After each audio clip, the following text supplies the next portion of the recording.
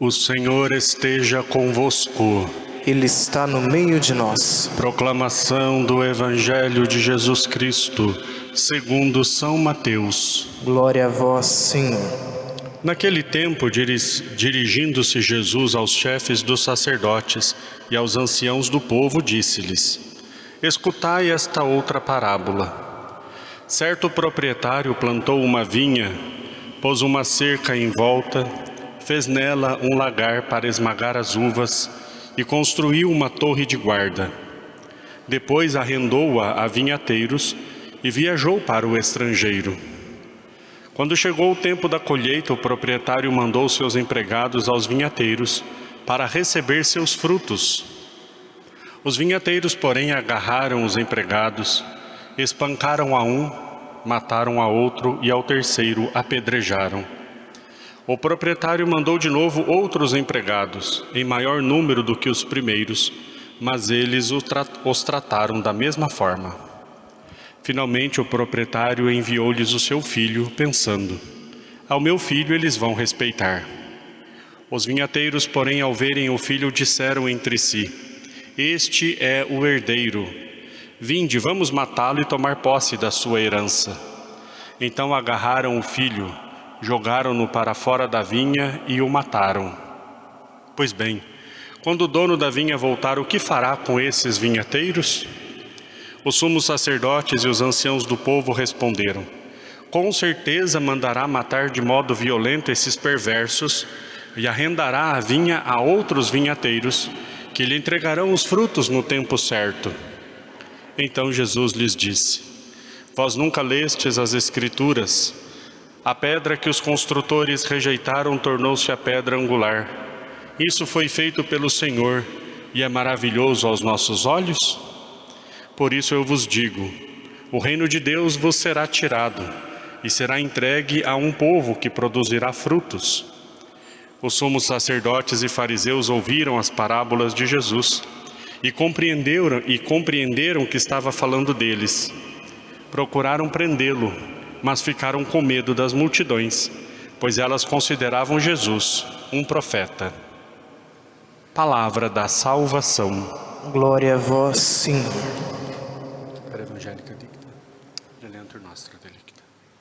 Ó Maria concebida sem pecado, Rogai por nós que recorremos a vós. Em nome do Pai, do Filho e do Espírito Santo. Amém. Amém. Queridos irmãos e irmãs, antes de começarmos a homilia, só um breve comentário. Começou a vigorar o novo decreto, onde não é mais obrigatório o uso da máscara. Graças a Deus, que era muito sufoco. Então, está dispensado. Vejo que algumas pessoas já estão sem. Quem quiser tirar, fique à vontade, tá bom? Eu já não usava muito mesmo, mas enfim, está liberado, né? Somente em transporte público, se eu não me engano, e lugares de cuidado com a saúde, né? Posto de saúde e hospital. O que também faz muito tempo que eu não vou, e se Deus quiser, não quero ir. Quando a gente vai no hospital, a gente descobre as doenças, né? Então eu não vou e pronto, estou saudável. Brincadeira, tem que procurar médico sim, se for preciso. Muito bem, hoje, sexta-feira, dentro do tempo da quaresma, nós sempre lembramos um dia de penitência. É muito importante. As sextas-feiras, todas as sextas-feiras do ano, são dias próprios para nós fazermos abstinência, para nós nos lembrarmos da paixão do Senhor, mas dentro do tempo da quaresma é um tempo ainda mais voltado para esta prática, né? Tanto que na liturgia, por exemplo, nós temos um prefácio próprio justamente para os dias de jejum, para os dias de penitência. Hoje é um dia para nós então lembrarmos do Senhor que deu a vida por nós, que morreu na cruz, que derramou seu sangue para a nossa salvação. Hoje então, a abstinência da carne, o que é pedido para todos nós, a partir dos 14 anos, né? Não comermos carne, mas também nós podemos, na generosidade do amor, fazermos algum outro gesto também, né? Algum jejum e alguma outra prática penitencial na sexta-feira. Por que nós fazemos esse tipo de prática? Justamente para nós nos unirmos a Jesus, para nós estarmos unidos a Ele espiritualmente falando, no seu sacrifício, na sua entrega. Nós muitas vezes, nos nossos sofrimentos, infelizmente, nós caímos na tentação de reclamarmos. Porque eu sofro, porque isso, porque aquilo, né? E tantas oportunidades que nós poderíamos unir à cruz do Senhor para que essas realidades em nossa vida também se tornem redentoras, também se tornem salvíficas, né? Então, aprendermos a unir as nossas dores às dores do Cristo, para que não sejam em vão, porque sofrer todos nós sofremos, né? Enquanto estivermos nessa vida, nós somos sujeitos a sofrimento, nós somos sujeitos a dores, nós somos sujeitos a limitações, né? Hoje, por exemplo, hoje está fazendo um calor, né? Considerável, é um dia quente. Eu tenho uma dificuldade com calor, acho que por estar um pouquinho acima do peso também, mas geralmente a minha pressão cai, eu não gosto muito de calor. E aí, com as várias camadas de roupa, vai aumentando um pouquinho. Bom, eu tenho duas opções: ou eu fico reclamando o tempo todo, porque meu carro não tem ar-condicionado, mas porque eu estou com calor, mas porque isso, mas porque aquilo. Ou oferece pelas almas, né? Oferece pela salvação, né? Quando eu brinco com algumas pessoas num dia quente como hoje, quando eu olho para os paramentos eu já começo a transpirar, né? As roupas para celebrar a Santa Missa. De novo, eu poderia ficar reclamando, né? Mas porque tem que colocar essa roupa, porque tem que pôr a casula, porque tem que pôr isso e pôr aquilo. Deus me livre, eu dou graças a Deus porque eu sou padre e posso rezar a missa. Não tem alegria maior do que rezar a Santa Missa. E rezo 2 todos os dias, graças a Deus. Então, na vida nós podemos ter essas duas opções: ou eu reclamo, ou eu me uno ao Cristo, e aí as coisas vão melhorando. É muito interessante. Se nós meditarmos um pouquinho que seja a paixão do Senhor, nós teríamos vergonha de reclamar dos nossos sofrimentos. Não é verdade? Eu sou com uma dor, não sei de que jeito. Ontem eu tive uma dor nas costas na missa, quem estava na missa até viu. Tive uma dor nas costas na hora da missa, um mau jeito que eu dei à noite e estava doendo bastante. Bom, é uma coisa incômoda, é claro que é, né? Eu não consegui nem distribuir a comunhão, estava bastante dor. Mas aí eu olho para a cruz, falo, poxa, uma dorzinha dessa é tão pequena, né? Eu estou sofrendo, as pessoas, eu fui injustiçado, né? Eu fui injustiçado. Aí eu olho para a cruz. Acho que não é tão grande assim esse sofrimento, né? Acho que dá para suportar. Tudo é questão de critérios. A sexta-feira, né, repito, é um dia para nós meditarmos a paixão do Senhor. Eu faço um convite para vocês. Tire 5 minutos, não precisa nem ser 1 hora, 5 minutos. E pegue uma cruz, uma imagem do Cristo crucificado e fique olhando para as chagas de Jesus, para o sangue derramado, para a coroa de espinhos, para aquela realidade, para aquele cenário, né? E nós vamos percebendo que tudo aquilo que nós reclamamos, de tudo aquilo que nós muitas vezes murmuramos, vai se tornando muito pequeno, vai se tornando muito insignificante, diante de tudo que Jesus passou por nós. Ele sendo o puro, sendo o santo, o santíssimo, o inocente, o cordeiro inocente, que foi ao matadouro sem reclamar. Sem reclamar. A única coisa que saía dos lábios de Jesus enquanto ele era crucificado era uma oração ao Pai: Pai, perdoa-lhes, porque eles não sabem o que fazem. Pai, perdoa-lhes, porque eles não sabem o que fazem.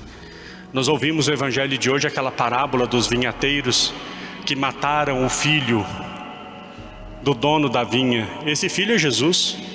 O dono da vinha é o Pai que construiu todas as coisas, deixou aos nossos cuidados. Nós somos aqueles a quem foi arrendada a vinha, aqui simbolizando mais especificamente os fariseus e os doutores da lei. E quando mandou o seu filho, mataram o filho. E os próprios fariseus responderam o que vai acontecer com eles. E o que vai acontecer? Jesus pergunta. Não, eles serão mortos de forma violenta e o reino será tirado deles e dado a outros, que vai produzir frutos. Esses frutos que fala aqui, que o Pai enviou o Filho para receber os frutos, é a nossa vida. A nossa vida deve produzir esses frutos para Deus. Às vezes, quando nós vemos, por exemplo, os mandamentos da lei de Deus, quando nós vemos o que Deus pede para nós, para os ateus, para aqueles que não são fiéis, para quem não conhece a palavra de Deus, dá a impressão de que esse Deus a quem nós servimos e adoramos é um Deus exigente demais. Não é essa a visão que as pessoas têm? Não, mas esse Deus aí é um Deus muito exigente. Ai, porque não pode isso, porque não pode aquilo, tem que amar os inimigos. Isso é um absurdo. Tem que fazer isso, não pode fazer aquilo. É cheio de regras, é cheio de leis. Essa igreja de vocês é cheio de regras, é cheio de leis, cheio de exigências. Não é que Deus tem exigências. É porque Deus nos concedeu tantas coisas que Ele tem o direito que nós produzamos frutos. Deus nos deu tantas coisas que Ele tem o direito de exigir de nós que produzamos frutos. Na verdade, é uma exigência muito pequena diante de tudo que Ele nos deu. Ele nos deu o seu Filho. Deus nos deu o seu Filho único que derramou o sangue por nós na cruz. Quando Ele pede que nós amemos uns aos outros, é tão pouco perto do que Jesus fez por nós. Quando Ele pede que nós não reclamemos das coisas que acontecem conosco, que confiemos nele, é tão pouco perto de tudo que Ele fez por nós. Mas mataram o Filho. Não sejamos nós também responsáveis por essa morte tão injusta e tão dolorosa. Que a nossa vida seja esse fruto nas mãos de Deus. Que nós sejamos esse outro povo a quem foi dado o reino e que vai produzir frutos no tempo certo. Frutos de amor, frutos de bondade, frutos de justiça. Resumindo numa palavra, santidade. A nossa santidade é uma resposta ao amor que Deus nos deu. Por isso nós temos o dever de sermos santos. Não é um privilégio. Não é uma prerrogativa para alguns. É dever. Não porque somos bons, porque por nós mesmos só pecados sairiam de nós. Mas porque Deus nos deu essa graça em seu Filho Jesus pelo Espírito Santo. A capacidade de sermos santos foi dado por Deus. O desejo de sermos santos é dado por Deus. E os meios para sermos santos também é dado por Deus. Unamo-nos então ao Cristo, ao seu sacrifício redentor, para que nós possamos ser essa resposta ao Pai, nos frutos de amor, de bondade e de santidade. Louvado seja nosso Senhor Jesus Cristo. Para sempre seja louvado.